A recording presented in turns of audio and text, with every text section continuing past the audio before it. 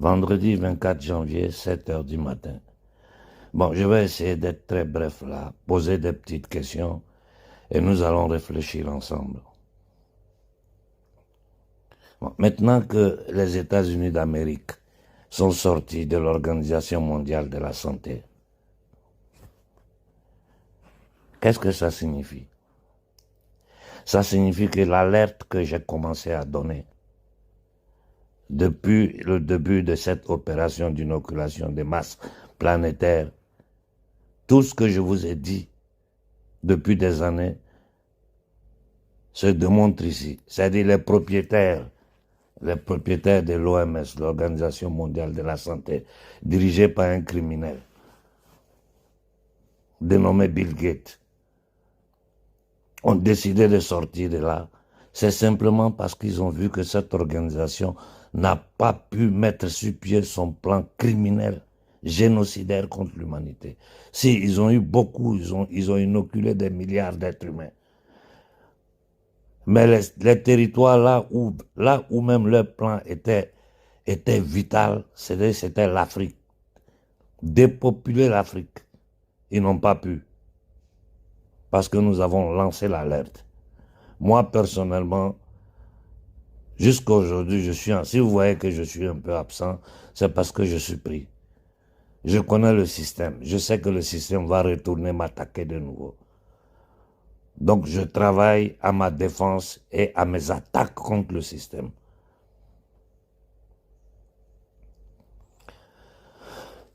Après cette décision de l'Amérique, comment les pays africains vont faire encore pour rester dans l'OMS?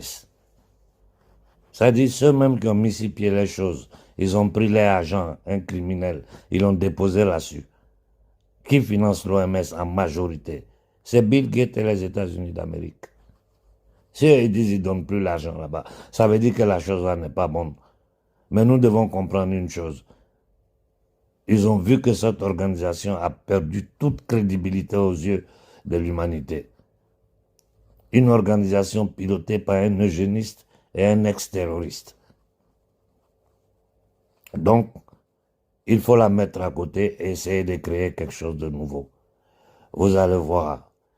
Au minimum, ils vont faire sauter les têtes et essayer de restructurer la chose, c'est-à-dire cette institution criminelle, ou bien ils vont créer une autre en substitution de ce qui existe déjà.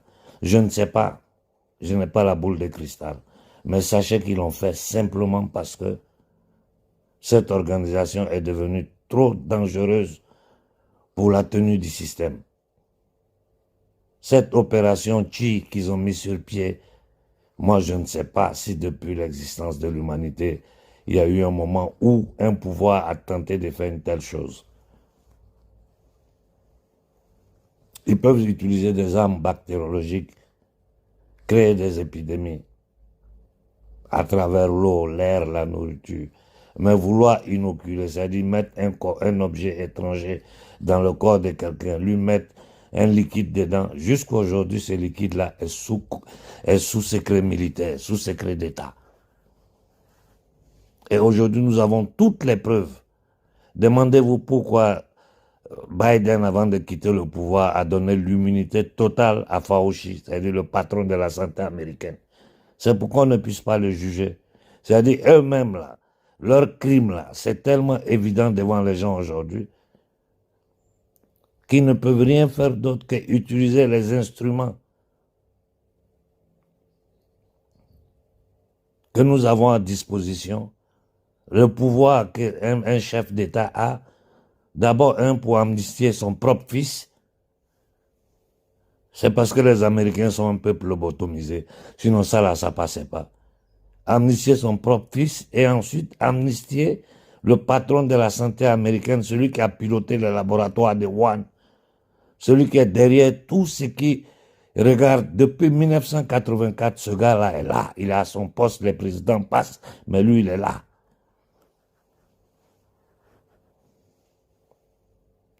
C'est ça qu'on appelle les hommes de pointe de l'état profond, des marchands de la monnaie, de la dette et de la mort. Donc je demande à nos présidents africains, là, Vous allez continuer encore à mettre sur pied les programmes, les différents programmes de Bill Gates en Afrique, sur votre propre peuple. Vous allez continuer. Vous allez continuer à mentir aux Africains dans toute l'Afrique, je le dis sans exception, avec toutes les argumentations que vous allez sortir pour faire inoculer notre peuple. Vous êtes maudits. Il n'y a qu'une personne maudite qui peut accepter de tels crimes pour maintenir son pouvoir. Parce que si ce n'est pas pour maintenir vos pouvoirs, je m'adresse aux batraciens, gardiens des camps de concentration africains, que nous appelons abusivement président. Quelqu'un qui ne contrôle pas son territoire, il ne contrôle pas sa monnaie, il ne contrôle pas son économie. Qui ne fait que mendier à travers le monde. Vous appelez ça un pays, un État, un président. Nous-mêmes, peuple africain, on doit arrêter de se foutre de nous-mêmes et regarder les réalités en face et voir quoi faire. Je vous dis, vous allez continuer à rester dans l'OMS. Maintenant que ceux-mêmes qui ont créé les choses se sont retirés. Vous allez encore continuer à suivre les directions de ce criminel de Bill Gates avec toutes les formes de manipulation pour inoculer notre peuple. Réfléchissez, hein. Et j'ai dit aux Africains, regardez l'évidence et décidez ce que vous voulez faire. J'ai dit jusqu'au fond de nos villages, n'importe qui se présente avec ces inoculations pour n'importe quelle maladie, ils disent, frappez-le, tabassez-les. C'est pour de l'argent qu'ils sont venus empoisonner vos enfants, stériliser vos enfants, éliminer vos enfants. Et ils ne le cachent pas. Ils l'ont toujours dit, même des chefs d'État occidentaux disent, la population africaine a un problème. Il faut dépopuler.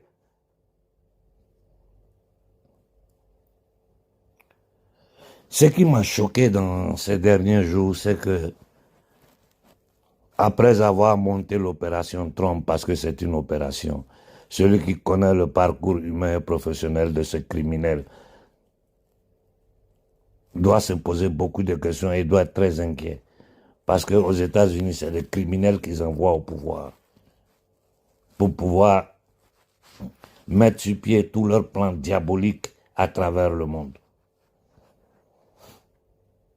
Je ne vais même pas rentrer. Dernièrement, je parle beaucoup en italien parce que je vois ce qu'on appelle ici la contre-information italienne qui divague. Tout le monde est en train de faire l'apologie de Trump. Voilà pourquoi je m'insère dans le débat pour dire arrêtez de mentir aux Italiens. Ce gars n'est pas là pour combattre l'État profond. Biden et Trump sont deux faces de la même médaille. C'est comme si on te disait de choisir entre le choléra et la malaria. Moi, je ne choisis pas les maladies. Je choisis la santé. Tout le monde, toutes les décisions, tout ce que Trump a signé, ça m'a peut-être échappé, mais moi, je n'ai pas entendu Trump parler de l'Afrique. C'est comme si nous, on n'existe pas. C'est comme si l'Afrique n'existe pas. Il a parlé d'annexer la Groenland, le canal de Panama, le Canada, toutes les balivernes qu'il a racontées. Le fait que cesser le feu à Gaza, pendant ce temps, il enlève toutes les sanctions sur les terroristes extrémistes israéliens et ça commence à bombarder la Cisjordanie. Gaza est à terre, ça n'existe plus. Ils ont tout mis à terre. Ils ont parlé du monde entier. Mais chez nous, là, en Afrique, là, pourquoi une seule parole n'a pas été dite? Si elle a été dite que ça m'a échappé, faites-le moi savoir. Pourquoi Trump ne parle pas de l'armée informelle, de la CIA, qui sont les djihadistes, les terroristes, les différentes formes de groupes armés qui disent qu'ils combattent en Afrique centrale? Mais c'est fou, des groupes comme M23. Même si je ne dis rien, je suis de près tout ce qui se passe au Congo, AK-24. les victoires des Ouazalendo, les efforts, tout ce qui se passe, je sais pas que il me faut un mot pour parler des conneries de Tshisekedi. Une classe politique congolaise pourrie, totalement pourrie, inconsciente, indigne. Un pays infiltré. De l'Afrique, on ne parle pas. Alors que tous les jours, les terroristes attaquent dans le Sahel. Tous les jours, les terroristes attaquent dans le Sahel. Nos gouvernements sont menacés. J'ai dit, même les nègres des salons, là. Souvent, je pense à eux, je dis, mais pour du bien, ceux-là, c'est des psychopathes, c'est des mais c'est des malades mentaux. Les gardiens des camps de concentration africains que vous appelez président, pour de l'argent, pour le bien-être matériel. Vous vous mettez dans des conditions comme ça, vous êtes dans des conditions où on vous manipule comme des marionnettes, on vous menace. Et vous êtes là, vous jouez au singe, hein, en Afrique, vous êtes en Afrique là-bas en train de jouer au singe, comme si vos actions ont une importance. Vos actions n'ont aucune importance, vous n'avez aucune autonomie. Tu ne contrôles pas ton économie, tu ne contrôles pas ton territoire, tu n'as pas de monnaie. Tu parles de quoi? Nous, on parle de quoi même? De quoi nous parlons? En plein 21e siècle, le franc CFA existe, personne ne parle de ça. Et cependant, les mêmes instruments qu'ils ont utilisés pendant près d'un siècle, les instruments de Bretton Woods, ils continuent de les utiliser en Afrique. Mais qui a demandé à la Banque mondiale ou au Fonds monétaire? Nous, on leur demande quoi? Je ne parle pas des nègres des salons, les dirigeants africains batraciens, indignes, esclaves, toujours en bas du blanc. Attendre les pattes pour demander des miettes. Hein? Les mêmes instruments de Bretton Woods, là, ils les utilisent encore contre nous. Mais j'ai dit, depuis la création de la Banque mondiale, du Fonds monétaire international, dites-moi le nom d'un seul pays que ces institutions ont sorti de la pauvreté. Dites-moi le nom d'un seul pays ces institutions ont sorti de la pauvreté. Il n'y en a pas. Mais si je vous dis, dites-moi le nom d'un seul pays que ces instruments ont plongé dans la pauvreté, la réponse est unanime. Tous les pays où ils ont mis leurs pieds, ils ont plongé ces pays-là dans la pauvreté. Regardez en Europe, ce qu'on appelle pays développés. Regardez comment ces institutions-là, mais la dette publique française, italienne, belge, tu vas regarder, tu dis, mais comment des pays dans ces conditions-là continuent de dire qu'ils vont aider les Africains? Ce même FMI, cette même Banque mondiale, qui nous a endettés, qui nous a imposé les ajustements structurels, détruit notre économie naissante, s'approprier de toute l'industrie africaine. Cette même institution continue encore aujourd'hui d'opérer en Afrique. Ils envoient des délégations pour aller décider quelle sera notre politique économique. C'est ce qui se passe. Quand j'entends le Burkina signer des accords avec le Fonds monétaire ou la Banque mondiale, je ne sais pas quoi, moi je dis simplement au Burkinabé, posez la question à Ibrahim, si c'est vrai qu'il donne des explications au Burkinabé. Ici, il n'y a pas secret d'État. Il faut expliquer au Burkinabé quels sont les accords que tu as signés avec ces institutions-là. Si tu ne les as pas signés, il faut dire publiquement que les gens mentent. Que si ça a été fait, quelles sont les clauses? Parce que personne ne peut nous dire que la Banque mondiale ou le Fonds monétaire international vont aider le Burkina. Celui qui dit ça, il manque. Il paraît que le Niger a signé des accords. Que le Premier ministre nigérien explique au peuple quel accord il a signé. Quelles sont les clauses? La durée de ces accords. En quoi ça consiste? C'est le peuple qui se sont levés pour vous envoyer au pouvoir. Donc quand vous jouez là, vous jouez, le peuple doit assister. Il paraît que le Mali est en train de résister. C'est une bonne chose. Ça veut dire que le gouvernement malien, sur certaines choses, il nous écoute. Ça veut dire que le gouvernement malien a pris conscience, sait que les Maliens savent que c'est pas bon. Je ne critique pas pour critiquer. Je fais une réflexion sur des informations qui m'arrivent. Le Burkina et le Niger, quel genre de contrat ils ont signé avec le Fonds monétaire ou la Banque mondiale? Si c'est pas vrai, ces deux gouvernements doivent sortir pour démentir. Si c'est vrai, expliquez-nous de quoi il s'agit. Au Mali, je dis continuez à résister. Continuez à résister. Le monde entier sait que c'est un instrument de torture, que c'est un instrument qui est mis sur pied pour endetter les peuples. On dit la main qui donne au-dessus de la main qui reçoit. Nous, Africains, moi je n'arrive pas à comprendre. Dieu nous a donné des fils dignes qui ont essayé. Mais c'était une époque où les Africains n'étaient pas mûrs, n'étaient pas éveillés, n'avaient pas conscience, ne savaient rien de comment ce monde-là est piloté. Et ces dignes fils d'Afrique se sont sacrifiés. Ils ont tous été des martyrs. Sankara, Lumumba, la liste est longue, nous les connaissons. Mais aujourd'hui, surtout les trois dirigeants de l'AES, c'est normal négocier, c'est normal faire de la diplomatie, mais ce sont des actions qu'on peut poser dans certaines conditions.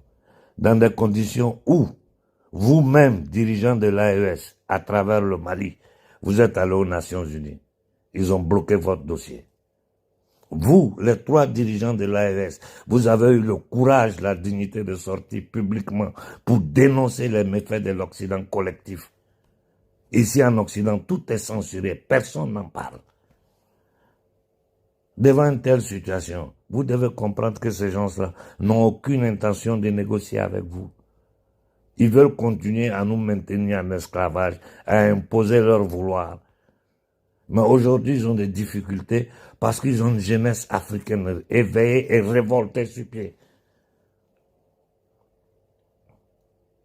Moi, je pose cette question à Mondovision, aux nouveaux voyous criminels qu'ils ont mis à la tête de la Maison Blanche. Dis-nous pourquoi vous armez les terroristes pour attaquer nos populations dans le Sahel. Tout le monde sait que c'est vous. Tout le monde sait que c'est la CIA qui est derrière. Pour nos richesses. Ça ne vous suffit pas. Ce que vous appelez Amérique aujourd'hui, où un blanc est président, ce n'est pas votre terre. Vous êtes des Occidentaux qui se sont levés, qui se sont armés, qui sont allés sur les côtes américaines, qui ont exterminé les autochtones, qui sont venus chez nous en Afrique, qui ont déporté des millions de nos ancêtres, les envoyer aux Amériques, les faire esclaves pendant 400 ans. Jusqu'en 1968, le noir n'avait pas le droit de monter dans un bus, rentrer dans un restaurant ou aller dans une école où il y a des blancs. C'est ce même pouvoir-là, c'est la descendance, ce sont les descendants de ces mêmes négriers qui sont au pouvoir aux États-Unis. Et c'est le même paradigme, c'est la même forma mentis. Voilà pourquoi aujourd'hui, par ce terrorisme créé et financé par la CIA, la DGS, c'est-à-dire l'Occident collectif, sont en train d'attaquer les peuples noirs d'Afrique.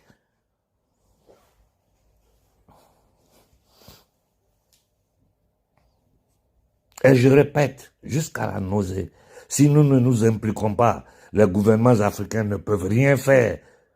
Ils ne peuvent rien faire, ils vont vous mentir.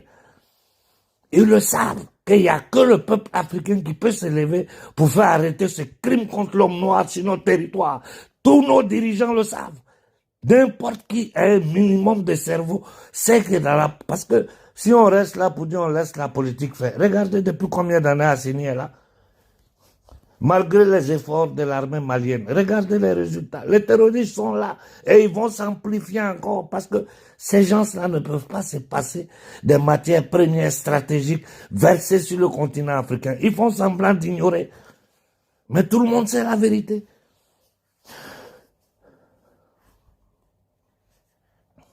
Nous devons nous impliquer. Il faut que nous nous levons pour faire entendre nos voix à cet État négrier américain. Parce que c'est l'Amérique qui pilote tout ça. Je vous ai dit, le cœur pulsant de ce satanisme économico-monétaire se trouve à Londres. Wall Street, c'est une succursale. Et l'Amérique, comme entité, c'est-à-dire, c'est le bras armé de ce système-là. Un pays qui a plus de 850 bases militaires dans le monde. Vous écoutez les déclarations du nouveau président américain. Mais c'est fou ce qu'il dit. Devant tout le monde, on va occuper, ou vous nous vendez, ou bien on va prendre avec la force. Et ces gens-là viennent parler de démocratie en Afrique. Ils envoient les institutions financières pour venir nous endetter, pour compliquer notre situation.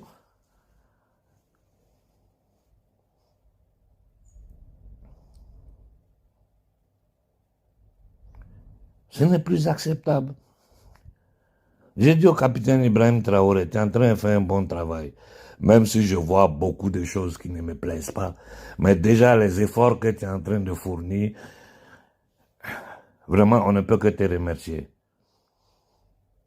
Et là où il y aura des trous, là, on va ajuster ça avec le temps. Pour le moment, il y a des priorités. Continue dans ton travail. Mais il est temps que tu dises quelque chose sur le franc CFA. Parce qu'on sait que c'est toi qui n'as pas de poil sur la langue. Il faut que tu sortes pour faire une déclaration. Parce que toute l'Afrique met la pression. Nous autres, là, les gens nous mettent la pression. AK24, il faut parler aux dirigeants. Sortez, il faut sortir et faire une déclaration sur le franc CFA. Et si quelqu'un à l'intérieur de ton gouvernement a forcé pour faire des accords avec le Fonds monétaire, la Banque mondiale, il faut que tu jettes un coup d'œil là-dessus. Et si ce sont des accords à annuler, annule-les. Parce que sinon, demain, ça va tomber sur toi. J'ai dit la même chose à Tiani. Si ton premier ministre a signé des accords avec ces négriers-là, pour venir piller, compliquer la situation du Niger, redresse la barre. Redresse la barre. Si ce n'est pas ça, pour mettre tranquille, pour tranquilliser l'opinion publique africaine, sortez et faites des déclarations. On ne peut plus gouverner l'Afrique sans les Africains. On ne peut pas gouverner des centaines de millions de jeunes Africains dont c'est le destin qui est en jeu sans les informer de ce que vous faites. Les dirigeants ne sont pas les patrons de l'Afrique. Vous n'êtes pas des rois ou des empereurs. Vous êtes des individus au service du peuple africain. Quand on dit démocratie, c'est le pouvoir du peuple, par le peuple et pour le peuple. Il faut communiquer avec vos populations. La propagande que les vidéomans sont en train de faire pour vous sur la toile, nous on regarde, bon c'est normal. Les Occidentaux, ils ont les vidéomans qui font leur propagande. Partout dans le monde, tout pouvoir fait sa propagande. Ça ne nous dérange pas que les gens fassent la propagande. Mais il faut mettre la main dans la pâte. Il faut passer à l'action. Tout ce que vous allez poser comme action, rappelez-vous, vous êtes arrivé à un moment, à un tournant historique de l'histoire humaine. Ça va vous suivre. Je ne peux que vous conseiller. Quant aux nègres des salons qui sont là, vos jours sont comptés. Je profite pour dire à la CIA, à la DGSE, les révolutions colorées que vous voulez piloter en Afrique, là, ça ne va pas marcher. Parce que tant que nous, on ne dira pas à la jeunesse africaine, levez-vous. Vous n'avez personne en Afrique qui peut faire lever la jeunesse aujourd'hui. Il n'y a que nous qui pouvons le faire. Donc, votre révolution colorée, vous voulez faire en Afrique. Vous n'êtes en Afrique noire, vous n'arrivez pas à le faire parce que vous n'avez pas les structures de base pour manipuler la jeunesse africaine. Tous vos fake leaders que vous avez créés qui veulent devenir président, vous-même regardez, la jeunesse africaine ne croit pas en eux. Ils vont jamais devenir président. Et quand le moment va arriver, nous allons mettre la main à la pâte pour les démonter devant toute l'Afrique. Des gens qui sortent des banques Rothschild, on veut les placer sur la Côte d'Ivoire. Regardez le mal que Ouattara a fait à l'Afrique et à la Côte d'Ivoire. Regardez le mal. Regardez le mal que Ouattara a fait à l'homme noir. Et ça vous étonne qu'on nous a mis en esclavage. Lui et son clan, ils vivent bien dans le mensonge, la manipulation, la violence. Il y a une sorte de quelqu'un qui est arrivé sur les chars de l'armée française. Il n'y a pas une forme de violence que les Ivoiriens n'ont pas subie. Il n'y en a pas.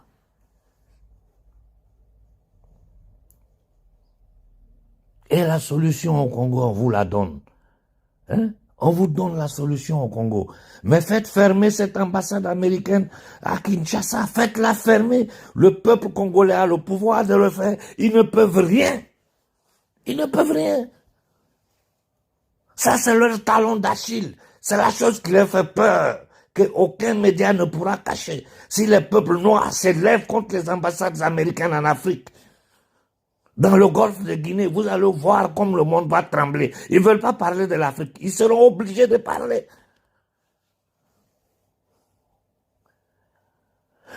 Il faut sortir des groupes WhatsApp et passer à l'action. Vos actions, ils ne pourront pas les censurer parce que nous allons les relancer. Aujourd'hui, nous avons contact avec la dissidence du monde entier. Quand je parle, les premiers à m'écouter, ce sont les Occidentaux, avant vous. Voilà pourquoi souvent je parle en italien. Et quand je parle en italien, personne ne peut sortir pour dire que ce que Konaré est en train de dire, c'est faux. Tout ce qu'ils peuvent faire, c'est m'ignorer. Parce que tout ce que j'ai dit est vérifié, vérifiable.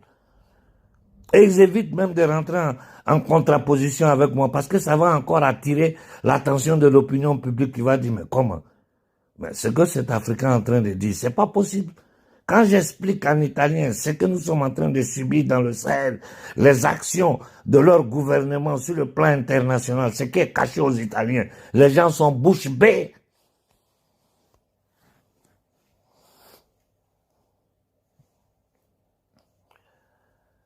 Il est temps de prendre nos responsabilités. J'ai fait 26 minutes.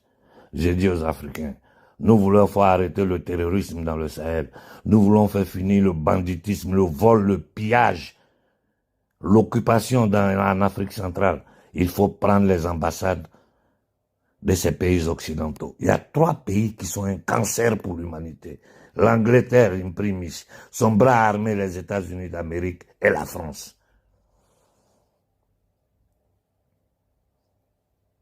Il faut prendre les ambassades des États-Unis. Il faut prendre les ambassades des États-Unis. Il faut prendre les ambassades des États-Unis. Il faut prendre les ambassades des États-Unis. Il faut prendre les ambassades des États-Unis dans tout le golfe de Guinée. Il faut attaquer les ambassades des États-Unis sans violence, sans armes. Les fermer. Notre nombre et notre force. Imaginez-vous à Bamako, à Niamey, à Ouaga, 20, 30 millions d'Africains qui encerclent les ambassades des États-Unis. Le monde pète. Voilà ce dont tout le monde a peur. Réfléchissez sur ce que je vous dis. Bonne fin de semaine à tout le monde et merci pour l'écoute.